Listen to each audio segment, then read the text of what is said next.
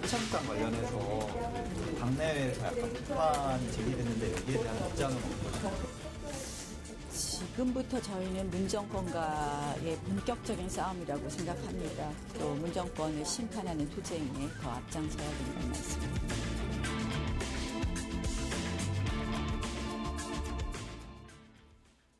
금요일입니다. 최민희, 김희정 두 분 전 의원의 매서운 정치 비평 듣겠습니다. 어서 오십시오. 안녕하세요. 네, 반갑습니다.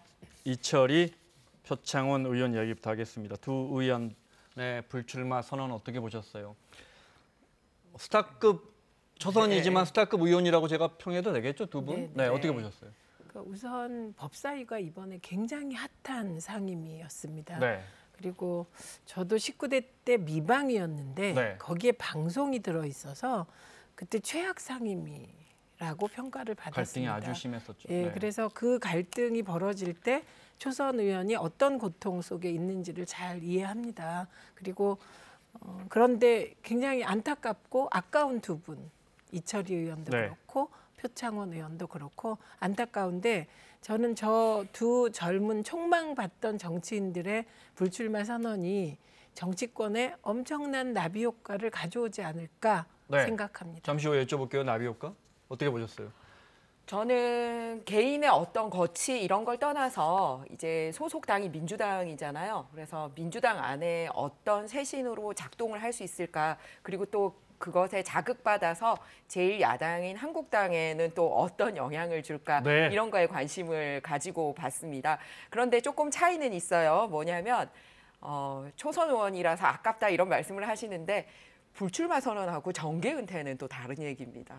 네, 그래서 총선 불출마를 얘기했지 정계 은퇴 선언 안 했기 때문에 다른 역할들을 모색하고 있는 게 아니냐라는 그런 추측도 함께 나오고 있는 상황입니다. 지금 유시민 이사장처럼 네, 그렇습니다. 그 말씀하시려는 것 같아서. 자, 네. 두 의원 불출마를 선언한 두 의원의 목소리 직접 들어볼까요? 네. 최선을 다해서 한다는 느낌으로 임해왔어요. 근데 법사위에서의 하루하루는 정말 지옥 같았고 내로남불 같은 모습으로 우리 스스로를 지키는 모습으로 비춰지는 것이 너무 가슴이 아팠고요. 더는 못 뛰는 상태가 되어 있고요. 그때가 되었을 때는 누군가가 저랑 바톤 터치를 해서 띄워주셔야 되겠죠. 단 하루도 부끄럽지 않은 날이 없었습니다. 창피해서 국회의원 못하겠습니다. 제가 할 수 있는 건 여기까지인 것 같고 또 다른 분들이 저보다 더 강하고 의지가 굳센 분들이 와서 하면 될 것 같고. 이철희 의원은 또 비례지만 표창원 의원은 용인정에서 또 다시 내년 4월에 상황이 어떻게 될지 모르지만 재선 가능성이 매우 높은 상황에서 그만 가겠다 했고 앞서 나비 효과 이야기하셨어요. 어떤 뜻입니까?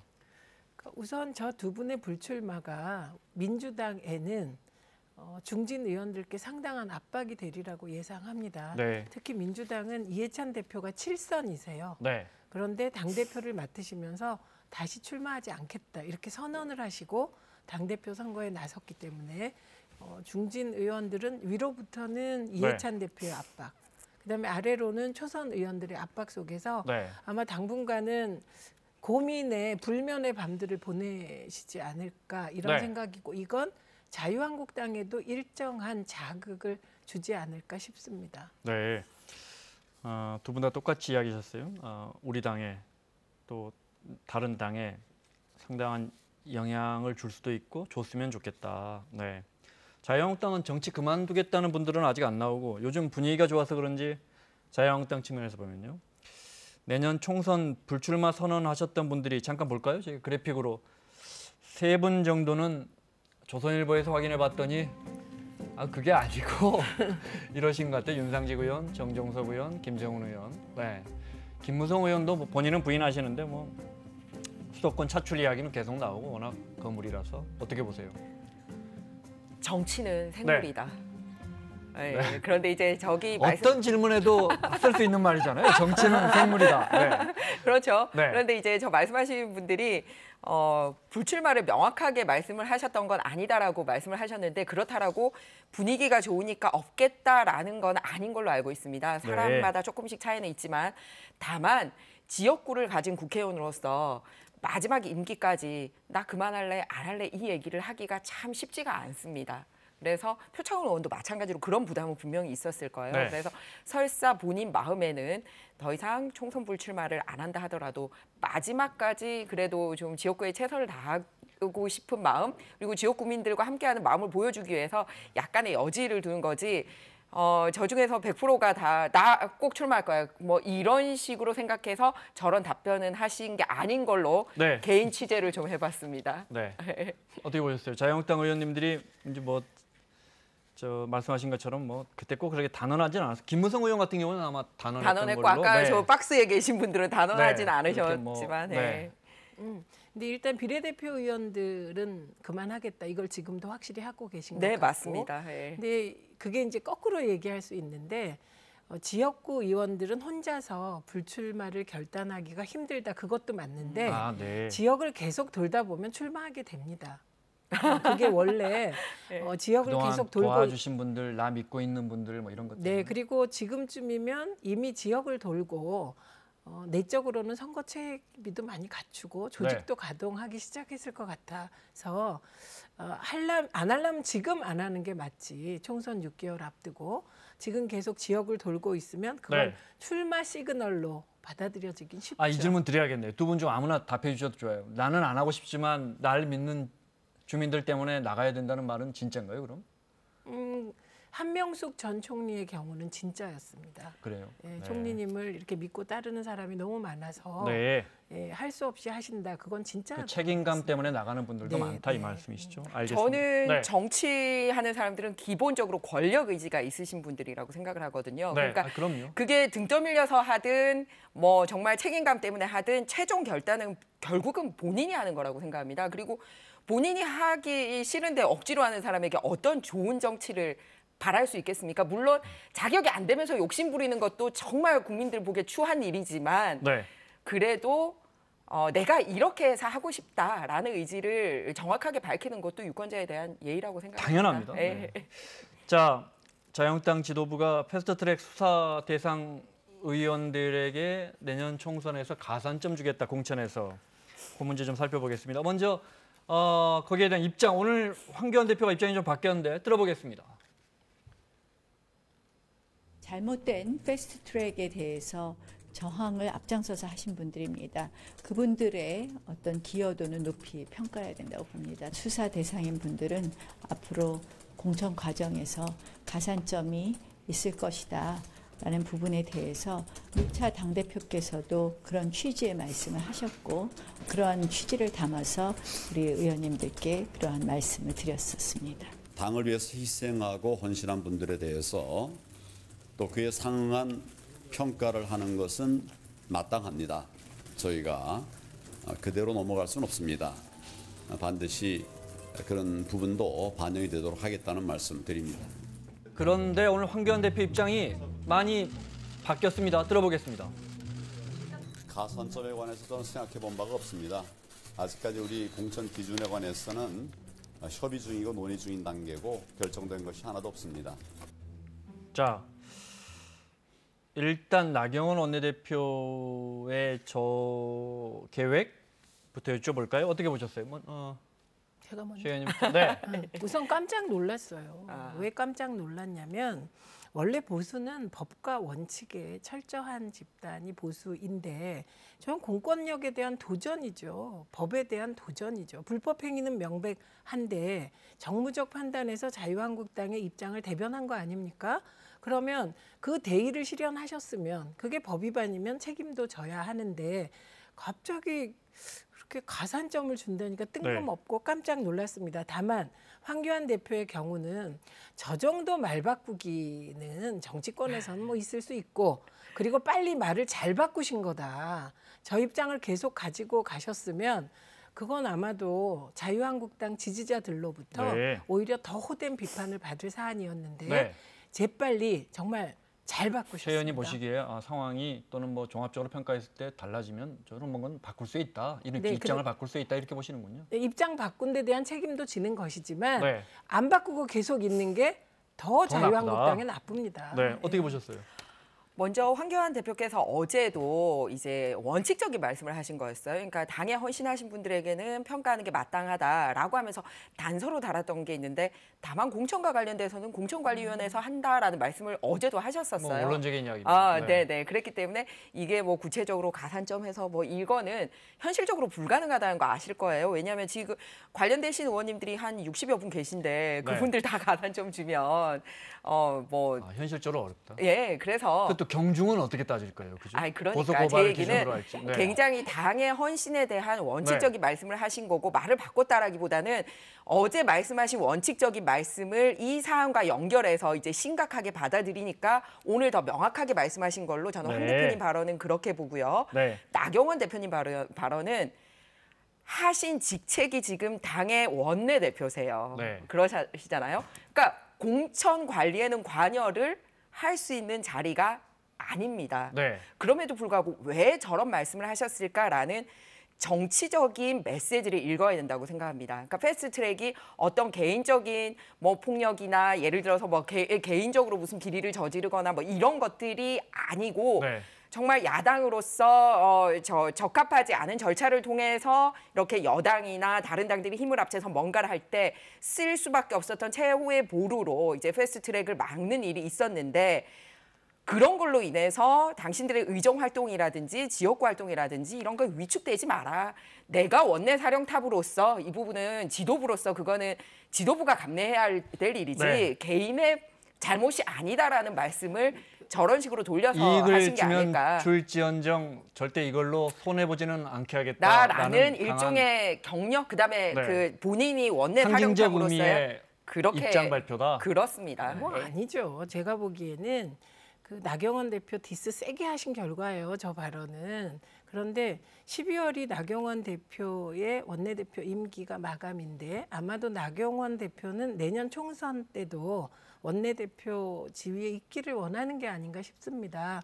그래서 그 60명 패스트트랙 그 불법을 저지른 의원들에 대해서 러브콜을 보낸 게 아닌가. 근데 잘못된 러브콜이었던 것이죠. 그래서 저는 잘못된 건 잘못됐고 네. 황교안 대표가 어제 살짝 나경원 대표 말에 동조하는 듯 하다가 빨리 입장을 바꾸신 거 그건 이제 그나마 잘한 거고 나경원 대표께서는 너무 지나치게 무리하신 거고 네. 그냥 이렇게 정리 끝. 알겠습니다. 네. 김 의원님 저 지역구가 부산 연제구. 네. 거기 혹시 현역 의원님 중에 뭐 이게 저 걸려 있거나 그런 분도 안 계시죠? 예, 저희 소속당 의원이 아니기 때문에 혜택 받으실. 네, 알겠습니다. 자유한국당이 유튜브의 노란 딱지 문제 잠깐 이야기하겠습니다. 계속 문제 삼고 있습니다. 자유한국당 의원들이 왜 이 부분에 대해서 문제 삼는지 먼저 영상 보겠습니다. 나경원 원내대표도 보이고요. 네, 박성중 의원, 김세연 의원도 있고 김종석 의원도. 저기 저 노란 딱지 저렇게 붙었나 봐요. 네, 유튜브에. 저 구글은 뭐 유튜브를 갖고 있는 회사니까요.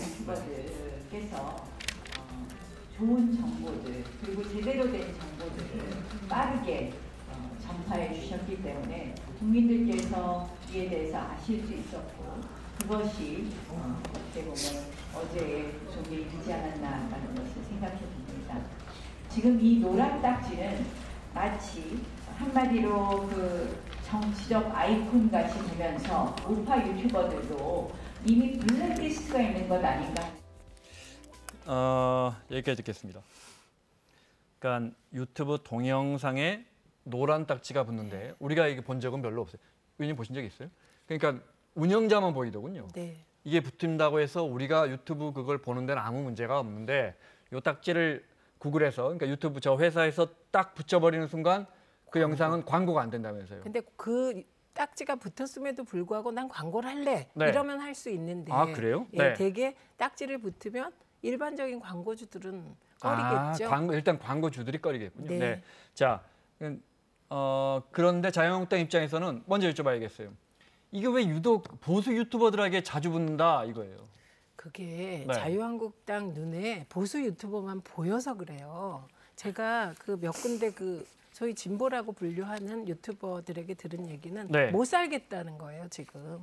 조금만 검색어에 걸려도 전부 다 노란 딱지래요. 아, 진보 네. 진영 유튜브도 네, 네. 마찬가지다. 마찬가지. 그 콘텐츠도 그리고 마찬가지다. 구글 코리아는 네. 대한민국 정부가 관여할 수가 없는 데입니다. 그리고 그게 AI가 알아서 하는 거기 때문에 특히 욕설을 한다거나 지나치게 정치 편향적이라거나 네. 이런 그게 있습니다. AI 기준이. 그거에 따라 정해지기 때문에 이건 보수건 진보건 아니면 일반적인 유튜버들도 욕설하는 경우는 가차없이 노란 딱지입니다. AI가 한단 말은 그러니까 구글에서 운영하는 그 어떤 특정 프로그램이 욕설나거나 지나친 표현이 나오거나 영상이 나오면 자동으로 그걸 갖다 딱 붙이는 거지 뭐 구글에 무슨 사람들이 하거나 네, 거기에 아닙니다. 우리 정치권이 개입하거나 이런 소지는 없다. 네.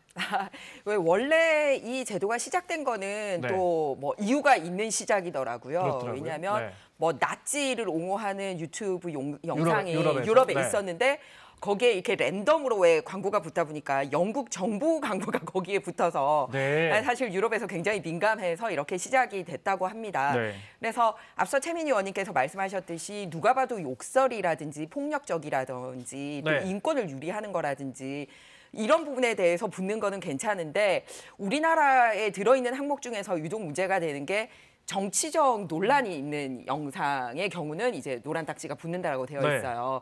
그러니까 이번 조국 사태 때 이제 막 찬반 세력이 막 극명하니까 조국 관련된 이제 유튜브 방송을 하신 분들한테 유독 노란 딱지가 막 많이 붙은 거예요. 그러다 네. 보니 이제 이게 문제가 수면 위로 아무래도 올라온 보수 진영에서 겁니다. 그런 콘텐츠가 많았을 거고. 네, 그러다 보니까 왜 이렇게 됐냐라는 건데 그래서 지금 한국당에서 문제 제기를 하는 거는 유튜브는 어쨌든 우리가 직접 이렇게 뭘 상대를 하기가 외국 기업이라서 그럼요. 그렇잖아요. 네. 그런데 문제가 하는 거는 공정거래위원회가 해야 되는 일은 뭐냐면 그 유튜버들하고 그다음에 구글 코리아하고 계약 관계가 있어서 거기서 표현의 자유가 얼마만큼 침해받고 있는지 그리고 본인의 영상만 과도하게 제재를 받는지 이렇게 있어서 공정거래를 해치는 게 없는지에 대한 관리 감독은 우리 공정거래위원회가 할 수 있게 되어 있어요. 그렇기 때문에 혹시 이게 정말 어떤 한쪽만 그런지 아닌지는 신고 들어오신 분에게 우리가 받는 거 말고는 네. 우리는 알 수가 없잖아요. 그러니까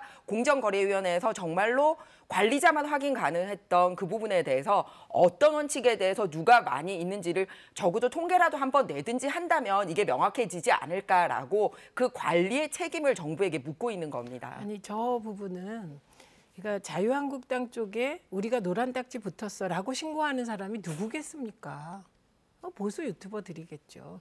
그래서 그렇게 세상을 좁게 보시면 안 되고 저는 공정거래위원회가 그 유튜브 쪽에 뭘 할 수 있는지 모르지만 그건 법이 허용하는 범위 안에서 지금 말씀하신 거 뭐 개입할 수 있으면 해보는 것도 좋겠다고 생각합니다만 네. 한번 해보십시오. 저희가 이 부분은 구글이나 뭐 이쪽과 여러 번 이런저런 걸 김 해봤는데 의원님 말씀은 통계로도 한번 내보자 정부가. 그러니까 네, 최민희 그러니까. 의원님 저도 말씀 중에 저한테 무슨 한국당이 세상을 좁게 보냐 이런 식으로 말씀을 하시면 안 되고 저는 아니, 앞서 자, 말씀을 먼저- 드렸어요. 신고가 들어왔으니 적어도 공정거래위원회에서는 불공정 거래 행위가 있는가 시장 지배적인 행위자가 좁게. 구글 코리아거든요. 제- 그렇다면 그 시장 지배적인 위치를 이용해서 유튜버들에 대해서 불공정 거래 행위를 압박하는 건 없는지 이런 것들은 우리나라 네. 공정거래위원회가 그러니까 해야 중요한 된다는 게 말이죠. 네, 네. 그 구글 코리아 그리고 유튜브가 우리나라 공정거래법에 적용을 받는 기업인지부터 따져야 되고 그렇게 따져서 할 수 있으면 했으면 좋겠다. 그런데 저는 지금 보수 유튜버들의 노란 딱지가 더 붙었다는 결론을 내는 행위는 그건 너무 세상을 좁게 보시는 거 맞습니다. 왜냐하면 제가 가끔 가는 새날이라는 그 팟캐스트가 있습니다. 네. 근데 거기는 갈 때마다 유튜브에서 노란 딱지가 붙어가지고 아, 그렇대요? 광고가 안 들어온다고 아우성이에요. 근데 그걸 민주당에 신고하지 않는 거죠. 왜냐하면 민주당에게 신고해봐야 구글에 대해서 아무 힘이 없다는 뭐 걸 우리나라 알고 있기 회사도 때문에 아니고. 네, 네. 그런 것이고 그래서 이걸 전체적인 통계를 한번 내보자. 그러면 네. 중립적인 곳에서 신고를 받는 것도 한 방법이 될 것 같습니다. 네, 네. 구글 코리아가 있기 때문에 공정거래위원회에서의 불공정 거래 행위나 시장 지배적 위치를 이용한 뭐 압박이나 이런 부분은 가능한 부분이고 관리 책임을 묻는 거고요. 제가 덧붙여서 한국당에서 이제 조심스럽게 문제 제기를 했던 이유가 하나가 있어요. 요 공정거래 행위 아니라도 선관위에서 얼마 전에 논란이 될 만한 유권 해석을 한 적이 있었거든요. 유튜브 관련돼서. 그 사실은 보수 진영하고 그다음에 진보 진영에서 약간 뭐라 해야 되나 그 팬덤을 형성하고 있는 분들이 계세요. 뭐 알릴레오하고 홍카콜라 이렇게 있는데 예를 들어서 뭐 홍카콜라는 정치 모금 유튜브를 통한 정치 모금은 안 된다라고 유권 해석을 하고 알릴레오는 모금이 된다고 유권 해석을 하고 이런 사례들이 있다 보니 야 선관위도 저런 사례들을 하던데 혹시 또 이번에 노란 딱지 붙는 것도 그런 거 아니야? 라고 합리적인 의심을 한 거고 결론이 내려졌다라기보다는 앞서 제가 말씀드렸듯이 적어도 어떤 사례에 의해서 막았는지 통계를 내거나 그 부분에 있어서 표현의 자유 침해는 없는지는 공정거래위원회 통해서 관리 감독은 해야 되지 않느냐라고 생각합니다. 잠시만요. 근데 김 의원님 말씀 중에 오해 살까 봐 정부가 시장 독점적 또는 우월적 지위를 통해서 혹시 구글 코리아에 대해서 압력을 행사했는지 확인해 봐야 한다는 말은 혹시 압력을 행사했다고 의심하고 계시는 거? 아니요, 그 그게 아니라 거죠? 그 말씀을 드린 게 아니라 네. 어떤 원칙 제가 아까 얘기한 거는 구글 코리아가 시장 우월적인 지배를 가지고 네. 유튜버들에게 어떻게 했는지 봐야 이해했습니다. 한다라고 네. 말씀을 드렸습니다. 그러니까 그 사용자와 계약자의 관계에서 시장 지배적 사업자라는 개념이 들어오긴 좀 힘들어 보입니다. 그런데 어쨌든 기본적인 말씀의 의도에는 저도 동의를 합니다. 근데 좀 아까 알릴레오하고 홍카콜라 얘기하셨는데 그건 좀 사정이 다르죠. 알릴레오는 노무현 재단에서 공식적으로 운영하는 거기 때문에 그게 정치인이 운영한다고 보기가 어려워요. 그래서 그 문제 제기는 홍준표 전 대표도 좀 하시다가 철회하신 걸로 알고 있는데 알겠습니다. 맞지 않습니까? 자, 화제를 바꿔서 계엄령 문건 이야기를 해보겠습니다. 하실 말씀이 많으시죠. 네, 자유한국당이 일단 이 문제를 폭로한 군인권센터의 임태훈 소장을 고발했고요. 네. 문건 한두 개만 잠깐 볼까요? 네, 어떤 게 있습니까? 이거는 이제 2017년 이야기입니다. 17년 3월 10일 날 이제 탄핵이 인용되는데 헌재에서 그 무렵 촛불 시위, 촛불 집회가 아주 많았고 그때 이제 기무사가 작성한 이 문건을 보면 이렇게 이제 병력들을 출동시킨다 하는 계획이 아주 구체적으로 나와 있습니다. 또 있습니까? 이거는 뭡니까? 국회의원 대상 현행범 사법 처리로 의결 정족수 미달을 유도한다. 그러니까 이제 국회의원들은 얼마든지 계엄령을 풀어버릴 수 있기 때문에 입법부는 그래서 그걸 못하도록 의결 정족수를 국회의원들도 체포를 해서 의결 정족수를 미달할 수 있도록 이런 것도 검토가 됐던 것 같습니다. 네. 자, 탄핵 선고를 앞두고 그때 당시 청와대는 탄핵이 기각될 가능성도 생각을 하고 있었기 때문에 기각됐는데 촛불 나오는 시민들은 계속 일어날 텐데 해서 이 문건을 군이 중심으로 해서 준비한 것 같아요. 여기까지는 뭐 군이 아니고 기무사령. 네, 기무사령부가 준비를 한 것 같아요. 이제 중요한 건 여기서 이제 그 뭐 지난해 문제가 돼서 또 합동수사본부에서 조사도 하다가 중단된 상태고 그러다가 다시 터져 나오는 건 NSC에서 이 문건을 3번이나 다뤘는데 거기 그때 당시 NSC면 황교안 대표가 국무총리 권한대행이니까 그 자리에 앉아 있었겠구나 대표석에 대통령 자리에 이렇게 된 거예요. 먼저 다뤘는 데는 아닙니다. 네. 문건에 NSC라는 단어가 언급이 됐다이기 때문에 그거는 바로 잡았으면 다뤘는지 좋겠습니다. 안 다뤘는지 모르는군요. 그렇습니다. 그런데 중요한 거는 이 문건이 세상에 알려진 거는 벌써 이제 2017년 그때 문제 제기가 되고 작년에 며칠간이나 조사했냐면요. 104일간 검찰 인력이 지난해 한 7월부터 11월까지 그렇습니다. 104일간 검찰 관련 인력이 37명이나 군 쪽에서도 검사가 나오고 일반 검찰 조직에서도 검사가 나오고 수사관들까지 투입이 되고 한 90여 곳을 압수수색까지 했더라고요. 네. 그리고 뭐 국방장관 2분 다 조사받고 해서 1차적으로 마무리를 했기 때문에 이 내용을 가지고 마치 뭔가 새로운 게 이거는 작년에 이미 현 대통령 지시하에 합동수사단이 마련이 됐거든요. 네. 대통령께서 직접 지시한 일이었습니다. 민군 합동수사단이 했죠. 네. 네. 그래서 문재인 대통령 지시로 합동수사단이 했었고 이제 마무리를 했는데 완결 종결을 했다라기보다는 어쨌든 중간 이제 멈춤이 된 거죠. 그런데 네, 그 수사 과정에서 중지됐습니다. 네. 네, 그렇습니다. 조현천 당시 기무사령관이 미국 도망가 버렸기 때문에. 예, 그런데 네. 중요한 거는 204명이나 조사를 했다라는 거예요. 그러니까 사실 이 잡듯이 샅샅이 뒤졌는데 네. 특별한 혐의점을 발견하지 못하고 그냥 문건에서 끝난 걸로 실행 계획이 아니라 일종의 예비 보고서인 걸로 끝이 났단 말이에요. 근데 그러면 이번에 왜 다시 문제가 됐냐? NSC라는 단어가 그때는 부각되지 않았는데 이번에 NSC를 중심으로 이 계획을 좀 이렇게 정립하자라는 그 문건에 포커스를 두면서 그러면 NSC 의장이 누구였냐? 네. 황교안 당시 권한대행. 권한대행이다. 그리고 이 문건에 대한 최종 이제 수사 이제 중지에 대한 도장이 누구 직인이 찍혔느냐? 이제 지금 하는 검찰총장님이 네. 그때 지검장으로 계셨으니까 직인이 찍혀 있다라고 해서 이 조분을 겨냥해서 새삼스럽게 문제가 나왔단 말이에요. 네. 그런데 중요한 거는 이 문건을 처음 국민들에게 흔드신 분이 우리 앞서 얘기했던 이철희 바로 의원이죠. 이철희 의원이었습니다. 가장 이 문제를 심각하게 문제 제기했던 이철희 의원이 NSC 단어 하나 나온다고 이거 이렇게 문제 삼는 거 민주당이 잘못된 거다라고 공식적으로 인터뷰를 하셨다고. 정확하게는 제가 들었어요. SBS에서인가? 네, 이철희 네, 네. 의원이 말씀하신 것처럼 뚜렷한 증거가 없는데 이걸 당에서 공식적으로 문제 제기하는 것은 좀 그런 것 같다. 네. 개인 의원들이 문제 제기는 얼마든지 할 수 있지만 그렇게 이야기를 하시더군요. 네. 갑자기 왜 이철희 의원이 기준이 됩니까? 이철희 의원 개인 의견입니다. 네, 네. 사안으로 돌아가서. 네, 개인 의견이고 그다음에 저는 이상한 게 이게 친위 쿠데타 음모라고 볼 수도 있는 이런 일이 김영삼 전 대통령이 하나회를 해체함으로써 군부가 정치에 개입하지 못하도록 만들었는데 다시 탄핵 국면에서 군부의 누군가가 혹은 조직적으로 친위 쿠데타 음모를 했다면 이건 정말 샅샅이 파헤쳐야 되지 않습니까? 그리고 네. 황교안 대표도 조사 받으시면 되지 떳떳하면 왜 그걸 조사를 안 받고 고소를 하고 자유한국당이 고발을 하는지 알 길이 없습니다. 예를 들면 황교안 대표가 조사받는 그것보다 친위 쿠데타 음모가 정말 있고 아직도 군 내부에 이런 걸 획책하는 세력이 있다면 이건 여야의 문제가 아니라 다 같이 이게 발본색원 하도록 힘을 합쳐야 되지 않나 저는 이런 생각이 들고 그다음에 이게 불기소 처분을 하면서 검찰이 낸 문건이 있는데요.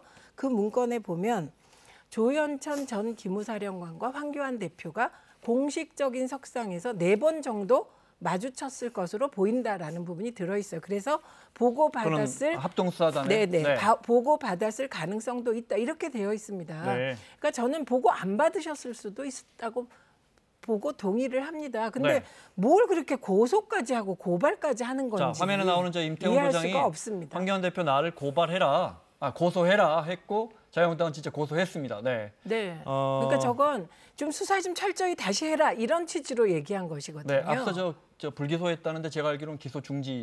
그 네. 불기소가 기소 중지가 불기소에 들어간다고 그렇군요. 합니다. 네, 네. 황교안 대표 입장 들어보고 말씀드릴게요. 네. 네, 들어보겠습니다. 제가 언제 그런 말 했을 거예요. 계엄령의 개자도 못 들었다. 저에게는 보고된 바가 전혀 없었습니다. 지금 그 얘기한 것은 거짓입니다. 그냥 넘어갈 수 없습니다. 고소나 고발을 통해서 사법 조치가 되도록 그렇게 할 것입니다. 그리고 김 의원님 말씀하신 앞서 이제 윤석열 지금 검찰총장이 중앙지검장 할 때 이 사건이 이제 말씀하신 것처럼 종결되지 못하고 조현천이 미국에 도주하면서 이제 수사가 중단되는데 중지할 때 중앙지검장의 직인이 찍혀 있더라. 네, 볼까요? 네, 이렇게 서울중앙지방검찰청장 직인이 찍혀 있으니까 이 중지시킨 사람이 윤석열 검찰총장 아니냐? 다시 말하면 말씀하신 것처럼 제대로 한번 수사해봐라 이런 뜻이에요. 네. 일단 제대로 수사가 안 된 건이 아니라라는 걸 다시 한번 국민들에게 알리겠습니다. 이미 4월에 청와대에 당시 국방부 송영무 장관이 보고를 했을 때 그때 청와대는 별로 문제 삼지를 않았었어요. 그러다가 제가 이철희 의원을 언급한 이유는 이철희 의원이 그 문건을 국회에서 흔드니까 대통령께서 이미 4월 달에 보고를 받은 것임에도 불구하고 7월에 인도 순방 중임에도 불구하고 합동수사단 꾸려서라도 철저히 조사하라라고 말씀을 네. 하신 건입니다. 작년에.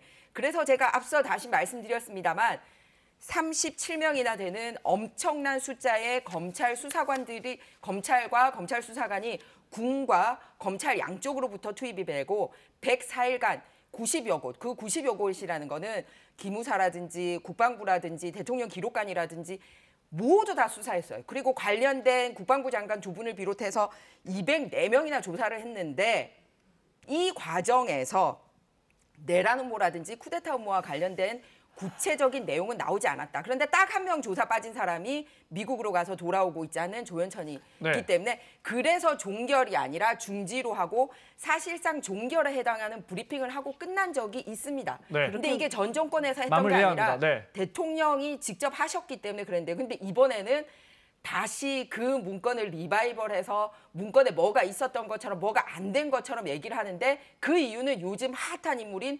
황교안과 윤석열 두 명을 끌어들이고 싶어서 그런 거예요. 네. 아니 그거는 군인권센터가 공익 제보를 다시 받았다는 겁니다. 원본을 들고 와서 그땐 원본이 아니었고요.